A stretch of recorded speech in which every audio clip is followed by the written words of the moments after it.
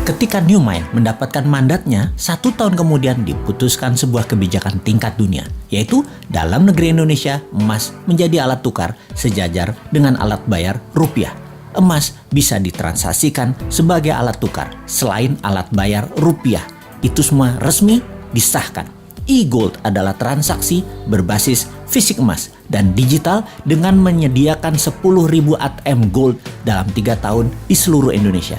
Dengan adanya ATM Gold, semua orang kalau memerlukan fisik emasnya bisa dalam 24 jam melakukannya. Kemudian, transaksi antar negara dengan Indonesia akan menggunakan emas sebagai alat tukarnya 3 tahun kemudian setelah kebijakan nasional itu dijalankan.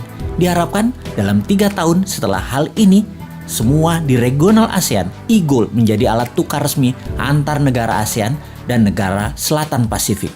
Dalam 5 tahun, seluruh tambang emas Indonesia menjadi underlying emas fisik e-Gold.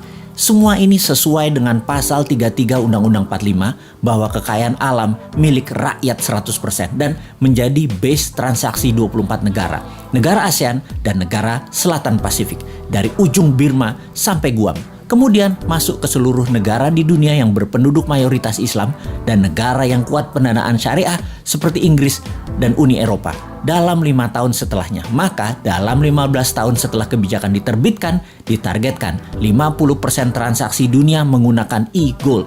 Emas adalah pengadil yang adil. Indonesia akan menjadi negara pertama bebas inflasi. Kemudian diikuti negara-negara regional dan dalam 15 tahun 50% dunia bergabung dalam dunia tanpa inflasi.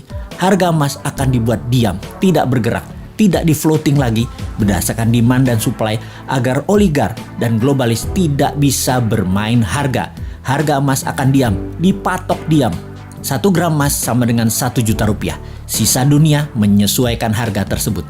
Sejak saat itu, harga di dunia dimanapun atas barang yang sama adalah sama. Sungguh, kita memerlukan konsep bernegara yang sontoloyo untuk membuat Indonesia menjadi negara superpower. Kita tidak butuh populis, tidak butuh diliput kegiatan kecil-kecil. Kita butuh gerakan besar yang berani. Seberani pejuang kemerdekaan tahun 45 ketika mereka ditangkap dan dieksekusi sekutu, juga dieksekusi Belanda. Mata mereka tidak terpejam, wajah mereka tenang, tidak menunjukkan ketakutan atau kemarahan. Wajah mereka seperti diliputi cahaya. Itu kesaksian banyak para tentara asing yang bertempur melawan kesatria bambu kuning tersebut. Semua itu membuat mereka ragu perjuangan mereka, para tentara sekutu dan Belanda itu. Karena di bawah sadar mereka tahu, kesatria bambu kuning ini dibela alam, diberkahi Allah, Tuhan semesta alam. Karena itu, mereka segera sadar dan mundur. Segitu besar pengaruhnya bahwa keyakinan membawa kebenaran hakiki oleh pejuang kita di tahun 45 bisa memerdekakan bangsa yang besar milik dunia ini. Saat ini pun Nusantara memiliki pejuang-pejuang itu. Nusantara sudah masanya bergerak.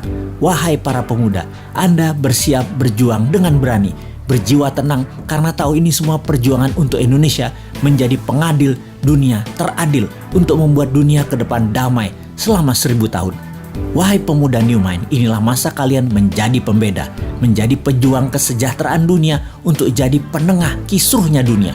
Rebutlah kekuasaan globalis yang merugikan dan jinakan negara dunia yang saling bunuh untuk kekuasaan dan pertumpahan darah untuk sebuah kepuasan jabatan. Sudah itu semua. Sebar terus pemahaman New Mind yang bisa membuat Indonesia menjadi negara superpower segera. Diawali dengan menjadikan emas sebagai alat tukar dunia. Untuk menjadikan emas alat tukar nasional, segera akan kita menangkan dengan mendapatkan mandat sesegera mungkin.